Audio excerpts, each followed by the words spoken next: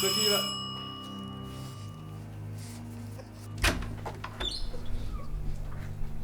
Encore une? Ouais, encore une. C'est quoi le film cette fois? Aucune idée. Eh ben, d'adresse quelque chose? Ouais. From Amity Island. Quelque chose. Amity Island, non? Tiens, ils sont en nous. Bah écoute, on ouvre. Ah ouais. Merde. Plaque d'immatriculation du Québec. Un briquet.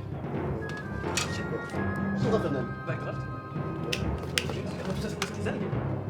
Ah, ici. Titanic.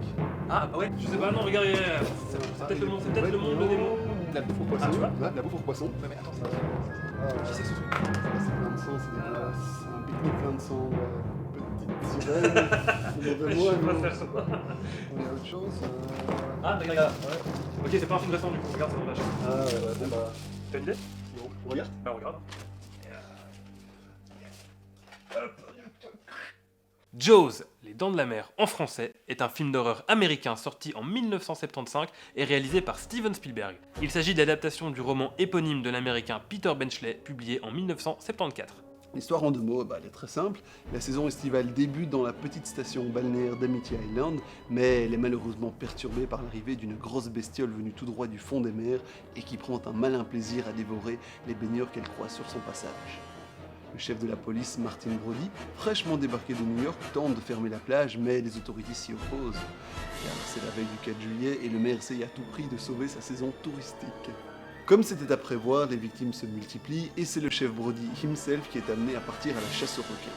Il ne part pas seul, il est accompagné du jeune Hooper, spécialiste des requins, et de Quint, flibustier en recherche d'un nouveau trophée à mettre au-dessus de sa cheminée.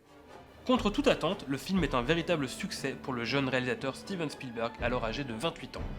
Si à la base il a coûté 9 millions de dollars, il en rapportera presque 500 millions au fil des ans. Ce film peut donc être considéré comme le tout premier blockbuster de l'été américain, c'est-à-dire un film à gros budget et à gros revenus sortant pendant la période estivale. Film novateur, original et complètement innovant, Jaws est aujourd'hui considéré comme un des classiques du cinéma. En français, ça veut pas dire mâchoire? Alors la question qu'on va se poser aujourd'hui, c'est est-ce que en 2016, ce film tient le coup en tant que film d'horreur? Et surtout, est-ce que les effets spéciaux, est-ce que le scénario ont véritablement survécu à l'épreuve du temps? Alors, donc, quand le film il est sorti en 1975, eh ben, c'était un carton. Les gens ils sont rués en salle pour aller voir ce fameux gros poisson qu'on ne voit pas tant que ça au cinéma. Donc, la critique, elle a été assez bonne. Dès le début, on parlait de films d'aventure, de films d'horreur joyeusement pervers qui mêlaient efficacement action et aventure dans le film. Et donc, voilà, la critique était bonne. Juste peut-être au niveau du requin.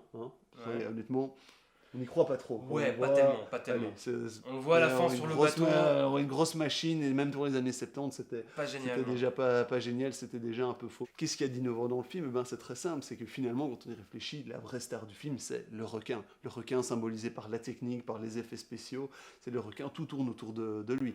Les acteurs, le décor, etc., c'est vraiment le requin, la star. D'ailleurs, le New York Times va le dire dans sa critique. C'est quoi ce film où c'est un gros poisson qui fait la loi dans tout le film? Les acteurs, ils viennent juste à son service. Et d'ailleurs, il faut savoir quand Spielberg il a cherché à faire financer son film au début, il y a eu plusieurs studios hollywoodiens, ils l'ont regardé et ils ont dit « Monsieur Spielberg, vous vous foutez de notre gueule ou quoi? Vous voulez vraiment qu'on finance un film dont la star est un gros poisson ?» Eh les copains, vous voulez financer mon histoire avec un gros poisson?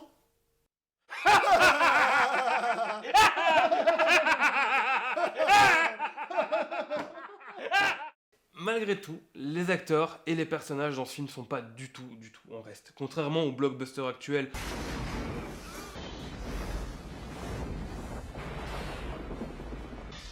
où les persos sont juste là pour faire avancer l'histoire et sont limite des coquilles vides. Là, dans Jaws, Je vous ai déjà dit que ça voulait dire mâchoire en français.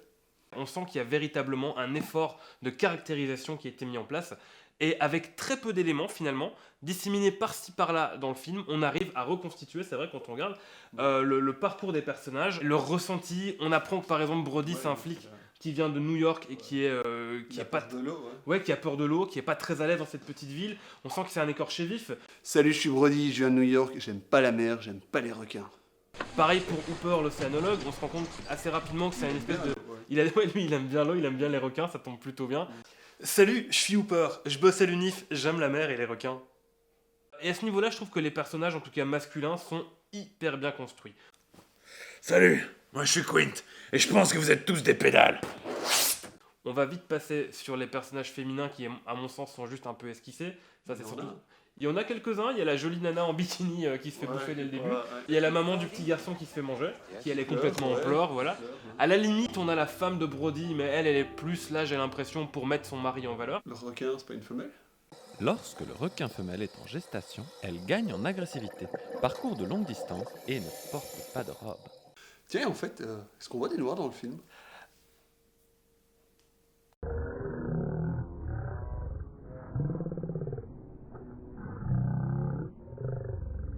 Voilà. Ça. Ok.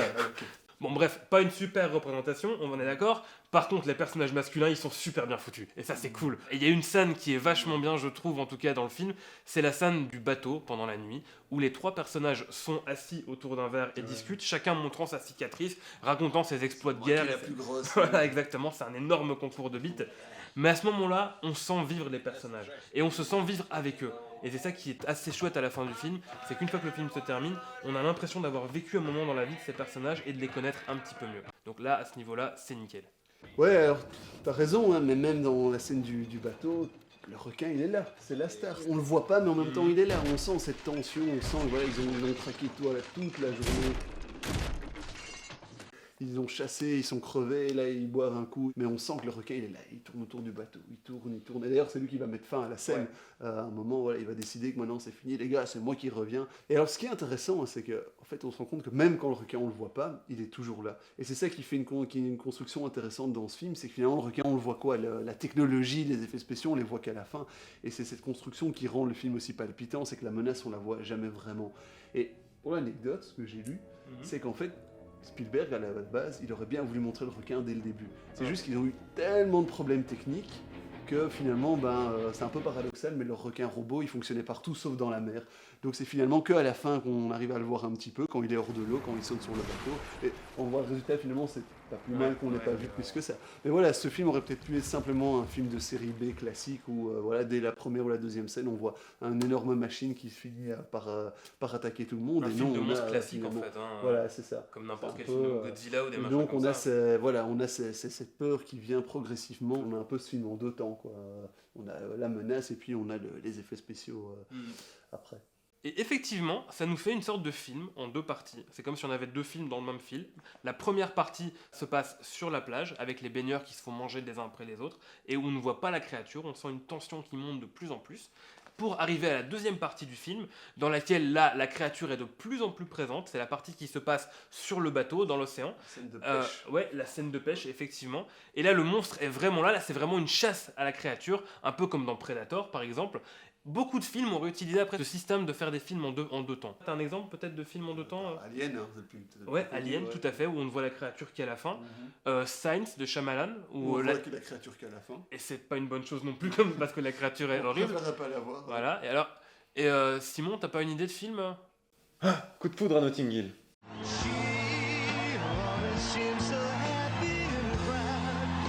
Soit. Et finalement, les films d'horreur les plus innovants, ceux qui sont les plus effrayants aussi, sont parfois ceux qui, comme Jaws, Et vous savez ce que ça veut dire en français? putain ta gueule, Oui, c'est ce que je dis.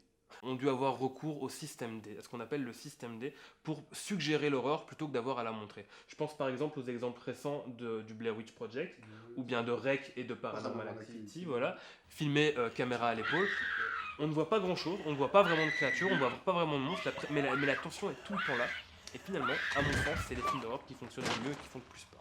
Autre procédé intéressant pour simuler la peur et l'angoisse dans le film, donc au-delà de sortir toute cette artillerie d'effets spéciaux, cette débauche de machines, etc., c'est le procédé assez simple du transtrave. Ouais. Donc, c'est-à-dire, on fixe un objet, et alors on recule la caméra et on zoome sur l'objet, ou à l'inverse, on avance la caméra et on dézoome sur l'objet, pour vraiment simuler la crainte et la peur. Donc il y a cette scène où Martin Brody, voilà, justement, il attend, il est dans l'attente, il sait que le requin est là, Il est sur la quelque part. plage. Ouais. Voilà, c'est ça, il a peur que quelque chose arrive, et à un moment, il entend un cri, et voilà, le requin est là. Donc ça, on a vu ensemble en quoi ce film est innovant, il a marqué l'histoire du cinéma, mais est-ce que selon toi, aujourd'hui, ça vaut encore la peine de le voir en 2016 ? En ce qui me concerne, je pense que le film est à voir parce que le scénario est pas mal foutu, parce que les personnages sont très très bien construits et parce que l'histoire tient la route. Mais par contre, si en 2016 vous vous attendez à voir un film d'horreur, je crois que vous allez être un tout petit peu déçu parce que la créature finalement n'est pas très très effrayante. Quand on la voit, c'est pas génial. Il y a beaucoup de blabla et au final, on n'a pas super peur. Par contre, je vais vous dire, ce film, il peut gêner parce qu'il est quand même fort manichéen. On est dans un film pur jus Amérique des années 70, domination de l'homme blanc face à la nature, tout se résout par la violence, les femmes et les autres sont relégués à moins que rien, et c'est le genre de film qui peut un peu gêner à l'heure actuelle. Mais par contre, ça n'empêche que voilà, on est face à un pilier du cinéma, un film qui va vous montrer comment on en est arrivé aujourd'hui avec des blockbusters qui privilégient les effets spéciaux à tout va, au détriment du jeu d'acteur, au détriment de l'histoire, etc. Donc rien que pour ça, ce film, il est à voir. Donc voilà, donc Les Dents de la Mer, on l'avait eu ensemble. Tiens, en fait, les gars, vous savez que ça veut dire mâchoire? Ta gueule! Quoi, donc c'était une flopée de baigneurs, majoritairement des enfants innocents, mais également des baigneuses qui se font dévorer par quoi? Par un grand poisson qui mange à peu près tout et n'importe quoi. Film qui s'ensuit par une traque épique, donc au gros poisson, par des hommes virils et bordés de testostérone, qui vont finir par l'attraper et par le faire exploser dans un grand feu d'artifice. Ok, donc c'est tout pour aujourd'hui. Rendez-vous très bientôt pour un prochain Movies in the Box. D'ici là, n'hésitez pas à nous proposer des films qu'on pourrait analyser ensemble. Abonnez-vous à la chaîne, bien évidemment. Et nous, on se retrouve très très vite pour de nouveaux films. Salut! Lily matin, mais au rythme d'enfer sous l'océan. Et les dugons nous pour donner le tempo, c'est frénétique, c'est fantastique. On est en transe.